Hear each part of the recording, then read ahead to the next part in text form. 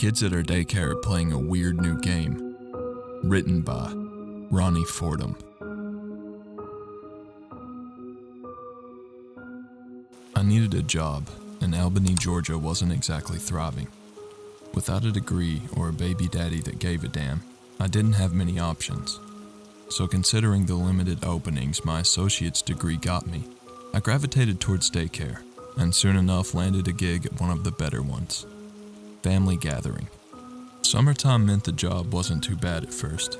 I didn't have to deal with picking up the kids from school or any of the crazier after-school shenanigans. For the moment, we were a modest daycare building with a couple of playgrounds for each specific age range. To me, it wasn't bad. I'd come from the shitholes known as student teaching, and a couple of other less refined daycares. So, from my perspective, family gathering was about as good as it got. To my relief, my coworkers were all cool, and my supervisors didn't expect me to own a classroom or play lead teacher. I mean, I was the only teacher's aide anyway. So I did pretty well those first few weeks. I dealt with the school-age kids, and a vast majority of the time another teacher was with me, much to my relief. The only time I was left alone with the children was when I hauled them out to their playground around 3 p.m. and for the next hour stayed with them while they were picked up by their parents. Regardless of the fact that I had my son Billy, I still wouldn't consider myself an amazing classroom manager. So for me, only having to deal with the discipline side of things during the outdoor time played into my strengths. Especially since otherwise I had another teacher with me. Family gathering knew what I could and couldn't do. I really appreciated that, and on top of all of this, Billy got to stay in the program at a discounted price.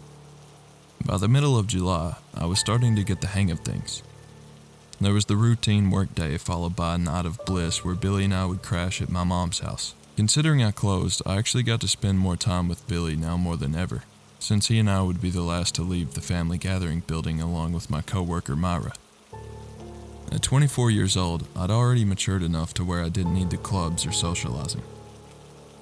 Having a kid as a teenager would do that to you. But after the disaster that was Billy's father, I was taking my time rather than forcing just any old romance. I got enough entertainment off the apps for now. Enough to fulfill this mom's thirstier moments anyway. At this point, I was somehow too young and jaded to be super desperate. Billy and I got to travel to Cheehaw Zoo or play at the many different parks around us. We may not have had much in terms of money or destinations, but we had enough. Most of all, we had each other. Only this week was the roughest I'd had yet. The kids were hell. More so than usual, which I didn't even think was possible.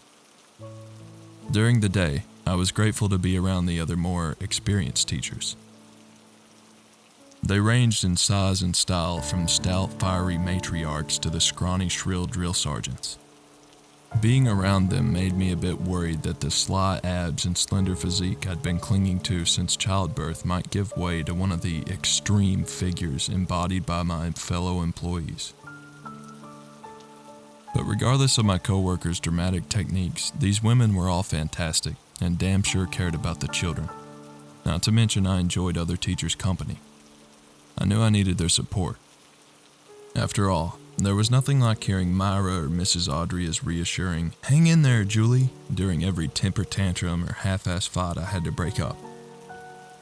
The only problem arrived around 3 o'clock, when I was on my own. Out on the playground, there was just me, Billy, and about 14 other kids ranging in age from 5 to 11. This wasn't an easy range, and I could tell my bosses had my back in the way they'd constantly check on me or have Myra step outside the pre-K room to make sure I wasn't too overwhelmed. Plus, the kids were outside unless it was raining, so they couldn't go too crazy and destroy the family gathering building. The Georgia heat gave me even more help in the way it wore out the kids who stayed late.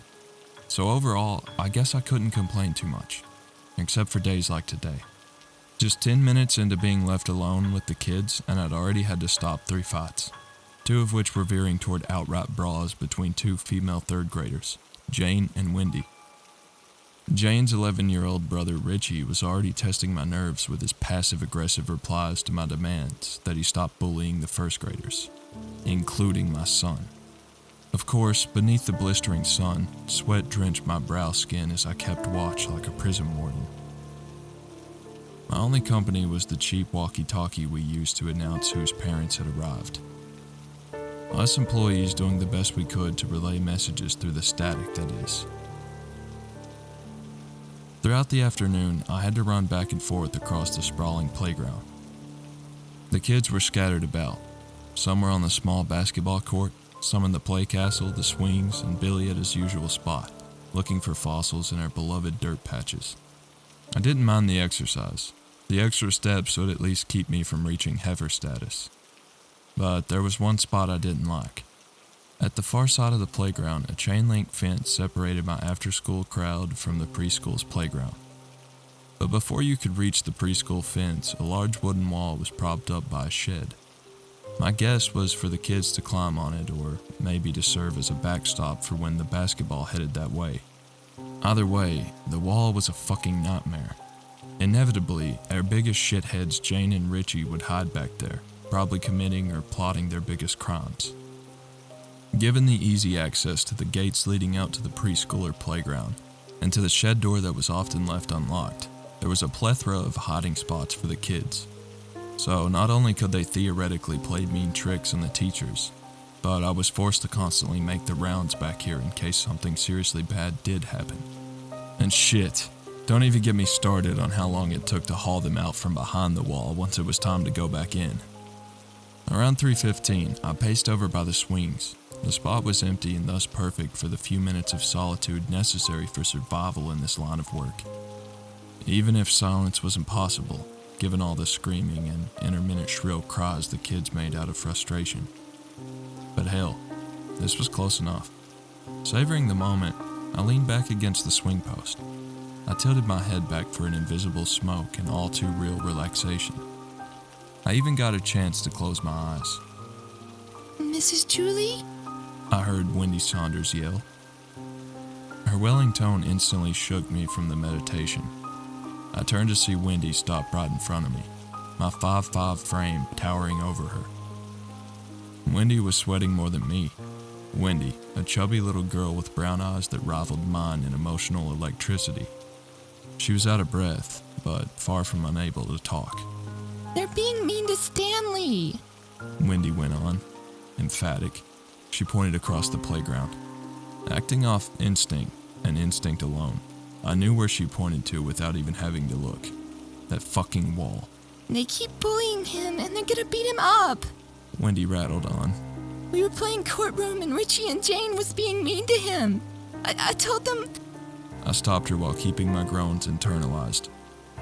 Alright, come on. I let Wendy lead the way.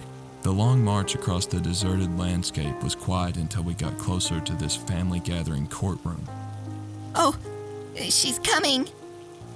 I heard Beverly yell. Already, I could make out the wolf pack. The straggler kids, including my own, all congregated near the wall and crammed behind it. Together, they were louder than a concert and rowdier than a house party gone bad. Of course, both Richie and Jane stood at the center of it all, the main players in this schoolyard game. There was Stanley trembling before them. Stanley, a classic nerd with glasses and sloppy clothes, the polar opposite of Richie and Jane's more stylish attire and stronger physiques.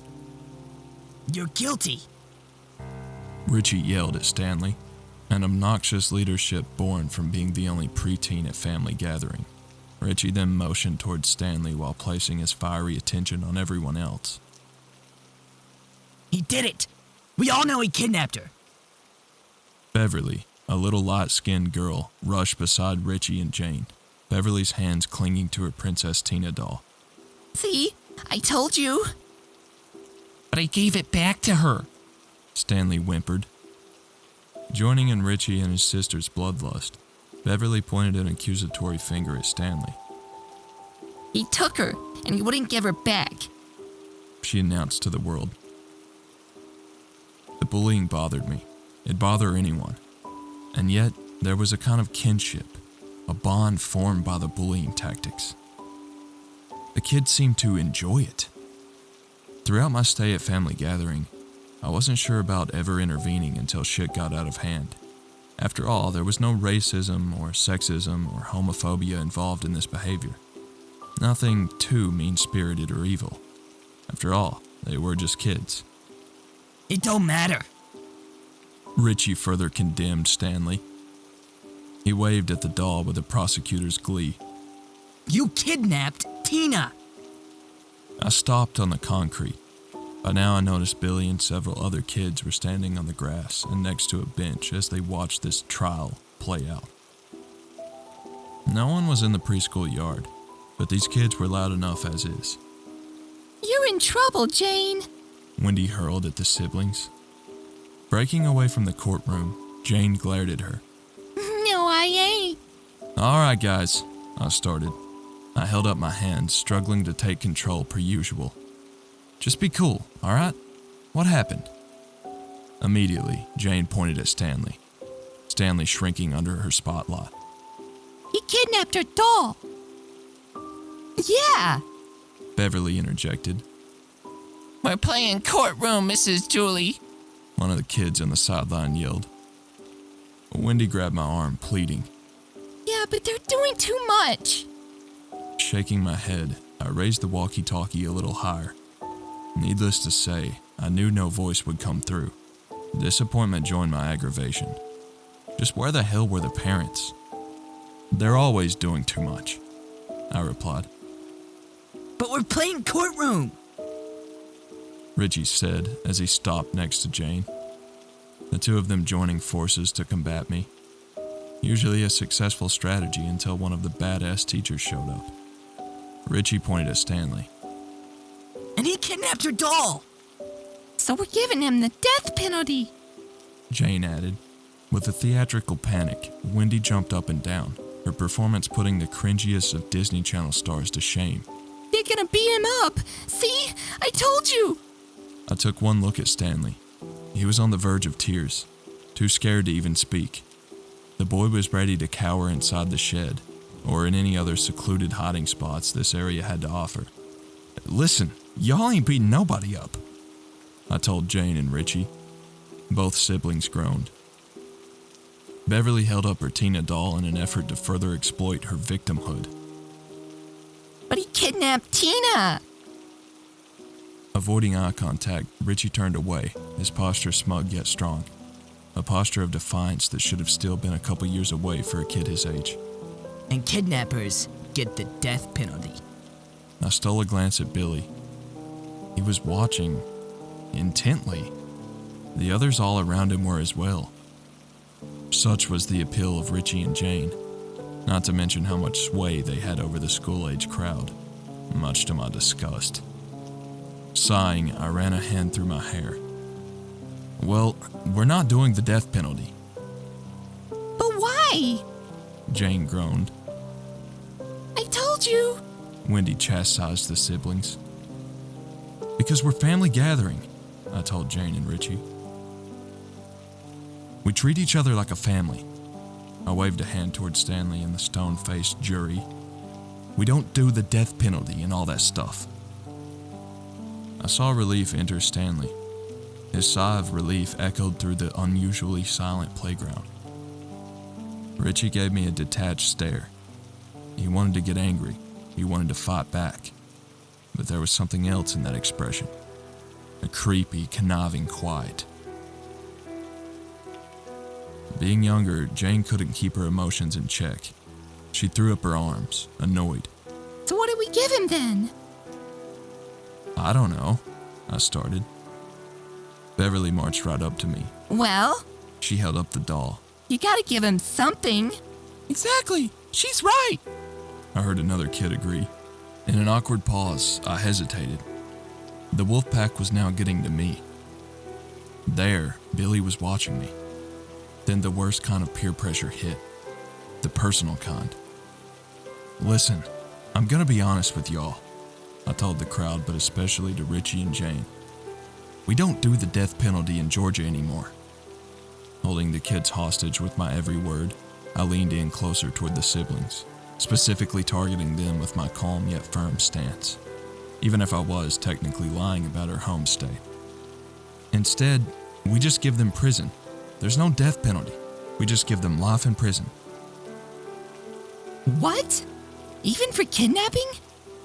Jane said in disbelief. Even for kidnapping. Out of the corner of my eye, I saw Stanley nod.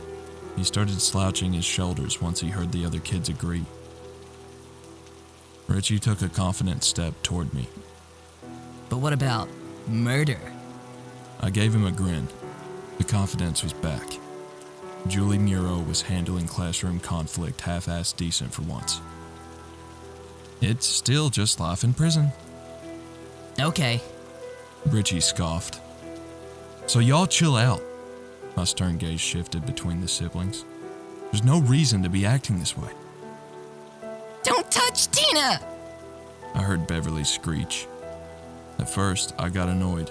Then when I saw her push my son back, I got pissed. Hey! I separated the two. Maybe my shove against Beverly a bit rougher, but hey, I was an angry mama.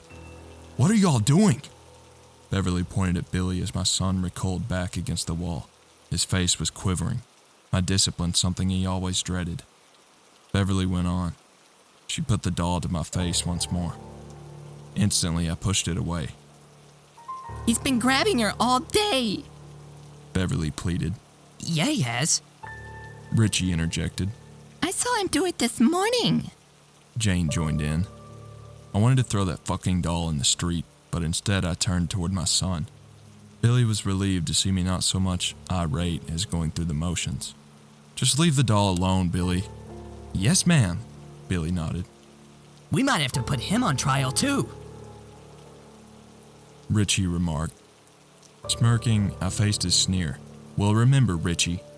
I gave his shoulder a playful pat. It's life in prison here. The day didn't get any easier, but Myra and I survived.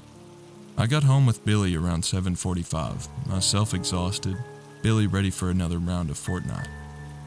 Further energized by a glass of red wine, I joined him on the couch. Our match is epic yet predictable, with Billy usually winning. Only the incident earlier stayed fresh in my mind. The horrific hysteria that dominated all of the school-age crowd disturbed me. Such was the eerie power of their primal savagery. To think they displayed a bloodlust at such a young age. And over a fucking doll. So what was that new game? I asked Billy, curious. He kept his hands glued to the controller, his eyes glued to the flat screen. What game? You know, I persisted. What Richie and Jane had you all playing. Oh, Courthouse. With a grin, I looked over at him, doing my best to downplay the unease any mother had in this spot. I leaned back on the couch. Like, how do you play it? In the darkness, I could still see Billy's focus 100% on Fortnite. Such was the brightness of our TV, one of the several luxuries I'd spoiled him with. I'm just wondering, I added before taking another sip of wine. I don't know, it's stupid, Billy said, his voice distant, his brain on the game. Don't say that, I chuckled. It's just something Richie and Jane made up. How long have y'all been playing it? I asked, doing my best not to play parent detective. Billy shrugged. We started playing it a few days ago. Oh, just because everyone kept saying Stanley was kidnapping the toys. Concerned, I leaned in closer toward him. They don't say that about you, do they?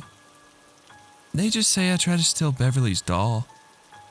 His focus growing more intense, Billy held up the controller as he garnered another kill shot. But there was no celebration, not yet. My boy wanted more. But she says that about everyone. I placed a hand on Billy's shoulder, a tight grip. But they're not bullying you, are they? Billy cracked with a boyish smile. Once the game ended with another Billy Boylan victory, he finally faced me. No! Sure, he was emphatic and full of youthful innocence, but I still didn't believe him. The next day, the family gathering kids were all just as shitty, my son included. There were accusations flying everywhere. Wendy was a snitch. Stanley had stole someone's candy. Billy had broken Beverly's goddamn Tina doll. And the kids' dramatic reactions were even worse. The scenes would have been cringe if not for the very real threat of kids cannibalizing themselves. That being said, the other teachers helped me get through this summer camp for a few hours. But then, of course, came the playground session. Left on my own, I was back on the prowl in the blistering heat. I held the walkie in a loose grip. All around me, the kids matched my sweat, but I kept my distance by not engaging in any of their games or drama. Instead, I parked myself close to Billy in the dirt patch. Billy was hard at work on finding fossils. To further encourage him, I told Billy that maybe those cracked rocks were indeed T-Rex bones. Everything surprisingly went smoothly. At least so far it did. The fights were minimal, as was the shouting. Most of the kids congregated over by the wooden wall like it was the cool table in the high school cafeteria. But thus far, I saw no shenanigans or actions worthy of the asylum from over there. They were, dare I say, decent. Out on the dirt, I enjoyed Billy and I's moment. We continued talking about his favorite dinosaurs and how he could be an archaeologist when he got older, if the professional gamer dreams didn't work out. Together we enjoyed a rare calm before what I was sure to be a looming storm. But to my surprise, it didn't come. 15 minutes of peace became 30. While I was still suspicious, everyone would let their guard down in the spot. I gave my son a kiss on the head. "I love you," I told him before making my way over to the swings. Feeling somewhat relaxed, I stopped by the post. I was all alone, even happy. There was a slight breeze to the proceedings, a welcome escape from the stifling heat and energetic kids. Mrs. Julie? I heard a familiar tone, a familiar attitude say. Turning, I put a head above my eyes to fight against the blinding sunlight, even when I knew exactly who it was. Can I use the bathroom? Richie asked me. He stood there already expecting the answer. Not that I could necessarily reject his request. Sighing, I stole a glance over at the other side of the playground. No one was going too crazy near the wall. And most importantly, Billy was still in his own little world, doing his excavation. "All right, Richie," I relented. I led him over toward the back porch and a classroom door. Given the kids' penchant for needing to use it moments after our pre-playground bathroom break, I'd grown used to the annoying process. Right now was no exception, as I stood in the classroom doorway, waiting on Richie to use it. Only, I didn't like that the wall and the courtroom were completely out of view. But I saw Billy. He stayed hard at work on finding more and more of those rock fragments. His excitement alone made me crack a smile, his joy making the wait for Richie a little less painful. Then I saw Billy stand up real quick. He was turned away from me, his attention on the wall. Before I could step towards the playground, Billy held up his arms. I saw his arms, his entire body shivering. "Billy!" I yelled out. Wendy rushed into my side, aiming a scowl at him. She snatched Billy's arm. Her strength definitely overpowered his, her being a couple years older, allowing her to pull him away. I knew Billy was still too young to really fight back. He was still too timid, but I wasn't. "Billy, wait!" I yelled once more. Concerned, I started to lunge out the doorway and leap off the porch. I felt fear and panic at first, and then more fear once I saw Billy disappear out of my sight. Billy had gone towards the wall. Mrs. Julie, what's wrong? I heard Richie say behind me. I turned to see him standing on the porch, the cell phone lowered in my hand. He was all too ready to smirk. "Put that phone away!" I commanded, not even bothering to hide my anger behind a fake friendliness. Glancing at his screen, I noticed Richie had been sending messages on a chat app. What's wrong? Richie challenged. He held his hands out, feigning indifference. I was just on it for a little bit. I pointed him towards the cubbies. "Get inside and put it up! You know you aren't supposed to be on them right now." so my voice wasn't the strongest or most imposing. But right then and there, the rage was scary, real enough to be effective. For once, Richie followed orders without snapping back. I gotta say, I was actually proud of myself. That is until the parent anxiety came roaring back. While Richie took his sweet time putting up the phone, I looked back toward the playground. "Billy? You alright?" I shouted. I heard nothing. This side of the playground was empty, not to mention quiet. A scary silence. "Billy!" I yelled once more, desperate for an answer. They probably play in courtroom. Richie said. Not even bothering hiding my glare, I waved Richie over. "Come on!" Richie tried to take his time, but I wasn't waiting. I grabbed his arm and let him out, my grip a bit tighter, my pace and sheer strength forcing him out into the July heat. I showed him the walkie-talkie to make him go faster. "You want me to call Mrs. Carroll on this thing?" I warned. I'm sorry, Mrs. Julie. Richie teased. Ignoring him, I let go and staggered around the playground. "Billy!" Only I got nothing. There was no sign of life anywhere. The swings and castle playset were tombstones in this family gathering family plot. I told you they play in courtroom. Richie reminded me. I hated to admit he was right. I didn't want to, not out of pride, but dread. A dread that started clenching my heart and squeezing my soul. I couldn't explain why, but something was off. The kids were never this close to quiet. Never. I turned toward Richie. "Hey, come on with me!" Against the humidity, I led us over to that wooden wall. Slowly, sounds could be heard. The type of loud, whispering children thought no one else could hear. She's coming! Hurry, it's Miss Julie! Jane, come back! Y'all be quiet. The obnoxious shh was a crescendo to their sloppy attempt at being secretive. Only I never once heard Billy. I felt my legs go faster, felt my heart beat faster. The adrenaline and anxiety merged into a fuel that carried me to the spot within seconds. I came to a stunned stop. See? I told you. I heard Richie say. Behind the wall, the kids were all crowded around Jane. Each of them turned to confront me in unison, their faces either scared or scowling. The tension settled in the showdown. Battling the nerves, I looked on at the children. Jane's cold glower particularly unnerved me. I felt more fear when I realized how alone I was with them. The preschool playground was a ghost town, the shed an abandoned house. There'd be none of the other teachers coming out here anytime soon. What do we do now? A worried Wendy said to Jane. Jane shrugged, playing up juvenile delinquent coolness at only 8 years old. Tell her the truth. I don't care. Forcing the toughness, I took a harsh step toward her. "What's the truth, Jane?" Some of the other kids cowered back.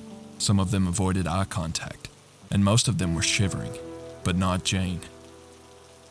Jane stood up straight. Her face offered no tells, no concerns. We were playing courtroom. Yeah! Wendy told me. Before I could respond, Richie stopped right next to his sister. The two siblings radiated a conning confidence before their sudden shared laughter chilled me to the bone.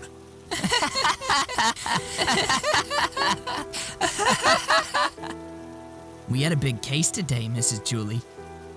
Richie said. Jane turned toward the others. Show her, Beverly. Beverly emerged from the crowd weeping. She had the posture of a grieving mother, one in which a bitter anger aided the sadness. "What is it?" I said to her, my voice starting to rattle. Not saying a word, Beverly held up her Tina doll. I looked in horror. Never had I felt so much sympathy for a child's toy. Besides Billy's Guardian of the Galaxy action figures, that is. One of Tina's plastic arms and one of the legs had been ripped off. Dirt was smeared all across what was fake skin a Disney fanatic like Beverly always kept clean. Considering the rippled clothes and torn hair, the Tina doll resembled an all too disturbing recreation of a real assault.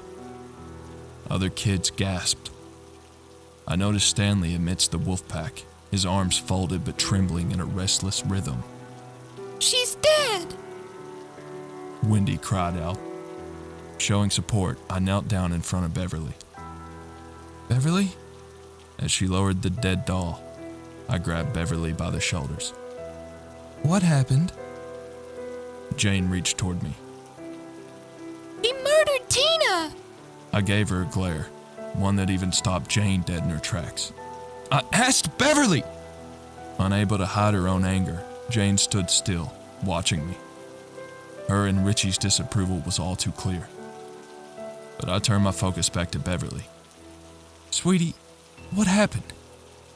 I wiped away some of her tears. Are you okay? Beverly nodded, the constant tears contradicting her response. He killed her. She finally said in a soft tone. She looked toward the ground, down toward the Tina doll, the toy corpse she held. He killed Tina! I patted her shoulder softly. Who? We can... Billy! Jane interrupted in a cynical voice, a voice that savored how much such an answer would affect me. Feeling the dread return, I looked over at Jane. What? It was Billy! Jane stated. Yeah, it was. Richie joined in. He waved over at the doll. He killed Tina. My soul began to sink. A slight shiver shot through me, but I ignored the Richie and Jane gang as I confronted Beverly. Is it true? I struggled to say. One more look at the doll further unsettled me, particularly how bad it had been beaten and ripped apart. Beverly, did Billy do this? Beverly took a step back. Beverly, I said. In the intense spotlight, Beverly wiped away her tears. It was him! Jane stated. Again, I glowered at her. Jane, shut it! Now this made Jane's glare grow more fiery. The same glower appeared on Richie's face. But I still didn't give a shit as I faced Beverly. Is it true? Beverly hesitated, but before I could press on like a desperate detective, she nodded. Of course, I was disappointed. I was pissed. Billy was about to get a whooping.